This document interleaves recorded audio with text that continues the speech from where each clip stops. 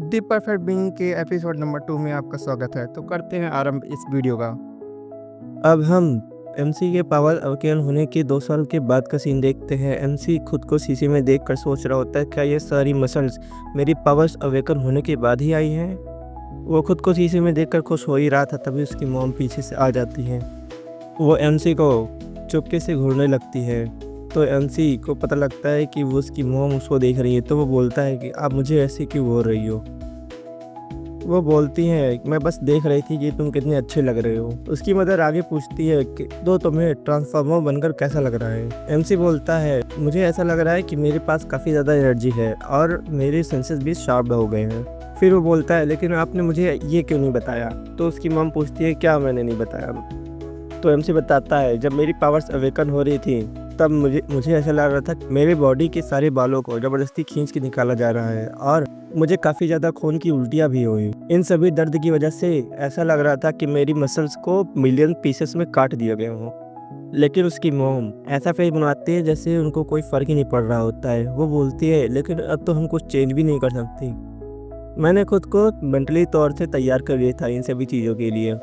तो एमसी अपनी मदर से पूछता है, क्या ये सच बात है? दूसरी और तीसरी अवेकनिंग तो नहीं होती है इसमें ना? तो उसकी मॉम कहती हैं, अरे रिलैक्स करो, ये सब नहीं होता, ये किसी वीडियो गेम की तरह नहीं है। एमसी बोलता है, अब जाके आराम मिला, मुझे इस तरह से दर्द को कभी महसूस नहीं करना। अब हम एमसी की हालत को देखते हैं जब उसकी अवेकनिंग हो रही थी। उसका हाथ, उसके पूरे शरीर कांप रहे थे और उसके सर में काफी भयंकर दर्द हो रहा था। अब नेक्स्ट सीन में दिन के समय हमें एक बिल्डिंग दिखाई जाती है जहाँ पर एमसी रहता है। तो एमसी खुद को स्ट्रेचिंग करते हुए सोच रहा होता है, सब कुछ अभी भी पहले की तरह ही दर्द हो रहा है, लेकिन अब मैं इमोर्टल हुई। और खुद को शीशे में देखते हुए सोच रहा होता है, मेरी अपीयरेंस अब चेंज हो गई है। इसका मतलब उसकी शक्ल सूरत बदल गई है। वो आगे सोच रहा होता है, एकमात्र चेंज जो मैं अभी महसूस कर सकता हूँ वह है कि मैं अंधेरे में कुछ ज़्यादा अच्छे से देख सकता हूँ और मेरे सभी सेंसेस कुछ ज़्यादा ही शार्प हो गए हैं। खासकर मेरी सुनने की क्षमता बढ़ गई है। अब हम एमसी को देखते हैं जिसकी हालत कुछ ज़्यादा ही बुरी लग रही थी। मुझे बस जितना हो सके उतना इन आवाज़ों को इग्नोर करना है। अब हम एमसी को देखते हैं जिसे काफ़ी सारी आवाज़ सुनाई दे रही थी। फिर थोड़ी देर बाद जब वो कंट्रोल पा लेता है तब उसको कोई आवाज़ सुनाई नहीं देती। अब एमसी खुद को शीशे में देखते हुए बोल रहा था, अब मुझे ऐसा लग रहा है कि मैं एक इमोर्टल हूँ। एमसी खुद को शीशे में देखकर सोच रहा होता है, क्या मैं अपनी एबिलिटीज़ को हिडन रख पाऊंगा? अब हम एमसी को डाइनिंग टेबल पर देखते हैं। उसके सामने इसका ब्रेकफास्ट रखा था। वो बोलता है, क्या ये ब्रेकफास्ट है? मैं सच में काफ़ी लकी गाय हूँ। उसकी मॉम बोलती है, तुम्हें अगर और ज़्यादा चाहिए होगा तो मुझे बताना, यहाँ पर और भी है। एमसी मन में सोचता है, अगर मैं सोचूं तो मेरे परिवार के लोग काफ़ी ज़्यादा खाते हैं। किसी ने मुझसे कहा था कि ट्रांसफॉर्मर्स को एनर्जी स्टोर करने के लिए काफ़ी ज़्यादा खाने की ज़रूरत पड़ती है, लेकिन मेरे डैड भी काफ़ी ज़्यादा खाते हैं। मुझे लगता है सुपर नेचुरल एबिलिटीज़ वाले लोग ज़्यादा खाते हैं। एमसी के फादर बोल रहे होते हैं, क्या ये पहले से कुछ कम नहीं बनाया है तुमने? उसकी मदर बोलती है, अरे चावल खत्म हो गया था इसलिए मैंने कुछ और ही बना लिया। एमसी मन में सोच रहा होता है, ये काफ़ी ज़्यादा अमेजिंग है, वो दोनों एक दूसरे पे कभी सस्पेक्ट नहीं करते। अब उसके डैड बोलते हैं, गोयंगी, क्या तुमने अपने सिविल सर्विस एग्ज़ाम के लिए प्रिपेयर कर लिया है? एमसी की मदर और एमसी को इस सब के बारे में कुछ घंटा पता नहीं होता है। उन लोगों को शौक लगता है इस बारे में सुनकर। एमसी बोलता है, क्या सिविल सर्विस एग्ज़ाम? उसकी मॉम बोलती है, ये कितना जल्दी है? डैड बोलते हैं, ये काफ़ी ज़्यादा अच्छा ऑफ़र आया है। तो उसकी मॉम बोलती है, आखिर ये क्या है, उसे अभी कॉलेज जाने दो। तो उसके डैड बोलते हैं कि एजुकेशन मायने नहीं रखती, मायने ये रखता है कि वो सोसाइटी का एक अच्छा मेंबर बने और गवर्नमेंट एम्प्लॉय होना भी अच्छा है। मैं खुद भी एक गवर्नमेंट एम्प्लॉय हूँ। उसकी मॉम बोलती है, मैं ये नहीं कह रही कि ये बुरा ऑफ़र है, लेकिन मैं गवर्नमेंट को रात दिन पढ़ते हुए नहीं देखना चाहती। वाह भाई वाह, क्या बात है भाई। तुम्हारे यहाँ पे कोई कभी ऐसा हुआ है तुम्हारी मदर ने कहा हो कि भाई रात दिन पढ़ते हुए मैं तुम्हें नहीं देखना चाहता? एमसी की मदर आगे बोल रही होती है, इसे ऐसे करने की ज़रूरत नहीं, गोंगे के एक स्मार्ट लड़का है। यहाँ गोंगे सोच रहा होता है, मैंने आज से पहले कभी इन दोनों को किसी बात पर झगड़ते हुए नहीं देखा। एमसी सोच रहा होता है, मोस्टली सभी इमोर्टल्स गवर्नमेंट वर्क करते हैं। मुझे ऐसा लगता है कि वो मुझे भी इसी वर्क में भेजना चाहते हैं, लेकिन मॉम के पास मेरे लिए अलग से एक पहले से ही प्लान है। अब हमें पास्ट का एक सीन दिखाता है जहाँ पे एमसी एक्सरसाइज कर रहा था। एमसी उस समय बोलता है, पहले मुश्किल से ही 2 पुल अप्स कर पा रहा था, लेकिन अब मैं 15 पुल अप्स कर सकता हूँ बिना रुके। उसकी मॉम बोलती है, ट्रांसफॉर्मर्स में इंसानों से 3 गुना ताकत होती है, तो तुम सभी से काफ़ी ज़्यादा स्ट्रांग होगे। मैं कुछ सालों में तुम्हें ट्रेनिंग दे देकर काफ़ी ज़्यादा स्ट्रांग बना दूंगी। और ट्रांसफॉर्मर कुछ और चीज़ों में काफ़ी ज़्यादा एक्सीलेंट होते हैं। उनसे पूछता है क्या, तो वो बताती हैं वो उनके इंस्टिंक्ट्स काफ़ी ज़्यादा अच्छे हो। ट्रांसफॉर्मर के इंस्टिंक्ट्स आम इंसानों से काफ़ी ज़्यादा स्ट्रांग होते हैं। तुम खुद को भविष्य में अपने स्ट्रिंग्स की वजह से काफ़ी ज़्यादा स्ट्रांग पाओगे। एमसी बोलता है क्या पावरफुल इंस्टिंक्ट, लेकिन मैंने कभी कुछ ऐसा फील ही नहीं किया। उसकी मॉम बोलती है तुम अभी ये तब महसूस नहीं करोगे, लेकिन फ्यूचर में तुम्हें ये खुद ही महसूस होगा। लेकिन तुम्हें अपने इंस्टिंक्ट्स पर कंट्रोल करने के लिए अपने ट्रेनिंग को जारी रखना पड़ेगा। इसलिए मैं चाहती हूँ तुम कॉलेज जाओ और एक ऑफिस वर्क करो। एमसी बोलता है क्या एक ऑफिस जॉब। एमसी की मदर बोलती है तुम्हारे ग्रैंडफादर की अच्छी खासी कनेक्शन है एक कंपनी में जहाँ पे ट्रांसफार्मर्स भी काम करते हैं। तुम बस एक डिसेंट से कॉलेज में जाओ, मैं तुम्हारे लिए एक जॉब ढूंढ दूंगी। उसकी मदर आगे बोलती है तुम्हें बस वहाँ पे ट्रांसफार्मर के तौर पर काम स्टार्ट करने से पहले एक ट्रेनिंग मिलेगी। अब हम प्रेजेंट में आते हैं। वो उन दोनों में से कोई बोलता है आखिर गांगी को क्या करना है, उन सब के बारे में उसी को ही डिसीजन ले लेते हैं। यहाँ एमसी अपने खाने में बेचारा बिजी था। वो बोलता है क्या, अब हमें एक सीन दिखाया जाता है जहाँ पर उसकी मदर और फादर उससे पूछे होते हैं हाँ गांगी बताओ मुझे आखिर तुम्हें क्या करना है। उसकी मदर बोलती है हाँ तुम्हें गवर्नमेंट के लिए वर्क करना है क्या।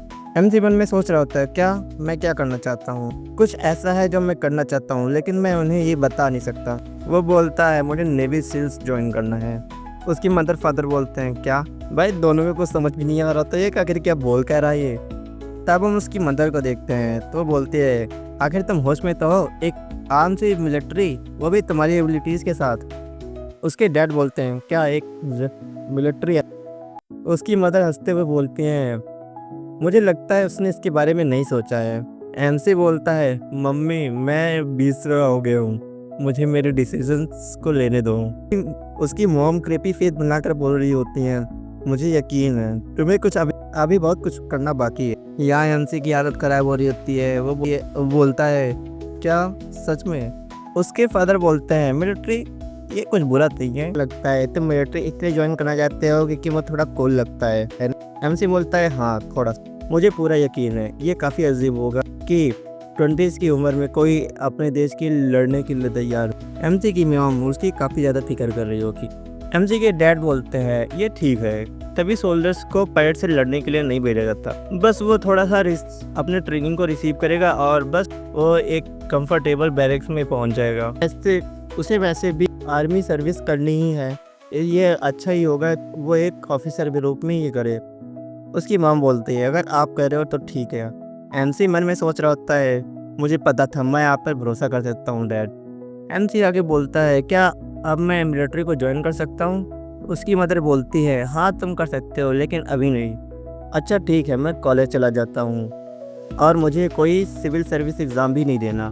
उसके डैड बोलते हैं आखिर सिविल सर्विस एग्ज़ाम से क्या मतलब, उसे पहले सिविल सर्विस का एग्ज़ाम देना पड़ेगा फिर वो मिलिट्री को ज्वाइन कर सकता है। अगर तुम ऐसा नहीं करते हो तुम्हें कुछ डिफेंस कंपनी के साथ काम करना पड़ेगा।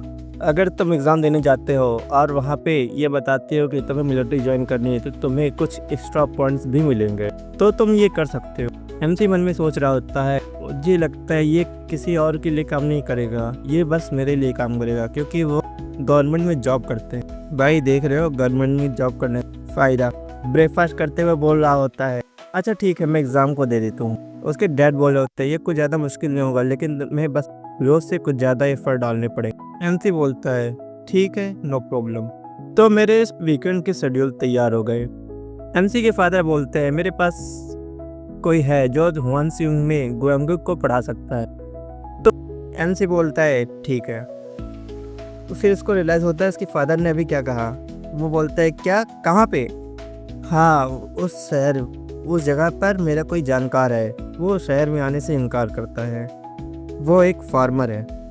अब हम एमसी को देखते हैं जो बस में बैठकर वहाँ के लिए निकल चुका होता है। वो मन में सोचता है ये कितना अच्छा है, लग रहा है कि मुझे पढ़ाई करने के लिए वहाँ पे जाना पड़ रहा है, फिर भी मेरा गोल नेवी में एक सील बनना है। आई थिंक सील मतलब ऑफिसर होगा कोई। अब एमसी की नज़र उसके फ़ोन पर जाती है जिसमें वो किसी न्यूज़ के बारे में पढ़ रहा होता है। एमसी बोलता है अगर मैं सच कहूँ तो मुझे मिलिट्री ज्वाइन नहीं करनी, क्या भाई ये क्या क्या हो रहा है इधर। वो सोचता है अगर एक ब्लैक होल जिससे कई चीज़ें निकलती थी तो एक वाइट होल जिसमें लोग एंटर कर सकते थे। अगर हम इन्वेडर्स और अगर हम उस दुनिया में एंटर कर जाते हैं तो हमें कई तरीके के नए एलॉय और नए प्लांट और इसी के साथ कई तरीके के नए एनिमल भी मिल सकते हैं। वो एक ऐसी जगह होगी जहाँ पे कई तरीके के नए नए रिसोर्स भी मिलेंगे। अर्थ का ब्लैक होल वो अब एक पास्ट है, लेकिन इंसानियत फिर भी नए रिसोर्स के लिए लड़ाई करना जारी रख रही है। और इस लड़ाई में ट्रांसफॉर्मर सबसे आगे है क्योंकि उनकी फिजिकल एबिलिटीज़ उन्हें एक परफेक्ट फाइटर बनाती हैं। और इसलिए मेरी मदर नहीं चाहती कि मैं इस बैटल का एक पार्ट बनूं। तो मैंने अपनी मॉम से समझौता कर लिया और मुझे जो करना था मैं उससे अपना एक करियर बना सकता हूँ मिलिट्री में। मुझे मिलिट्री बिल्कुल भी ज्वाइन नहीं करनी, मुझे किसी बड़ी चीज़ का पार्ट बनना है। अब हम एक पर्सन को देखते हैं, वो कॉल पे बात कर होता है। वो बोलता है, हाँ योनसन, क्या तुम्हारा बेटा है, एक एग्ज़ाम के लिए तुमने उसको यहाँ पर भेज दिया? तो वो पर्सन बोलता है, बिल्कुल भी नहीं, मैं उस पर बिल्कुल भी ईजी नहीं जाने वाला और तुम उसके बारे में चिंता मत करना। इसी के साथ ये एपिसोड यहीं पे ख़त्म होता है। जाते जाते वीडियो को लाइक शेयर कमेंट कर देना और मिलते हैं इसकी अगली पार्ट में।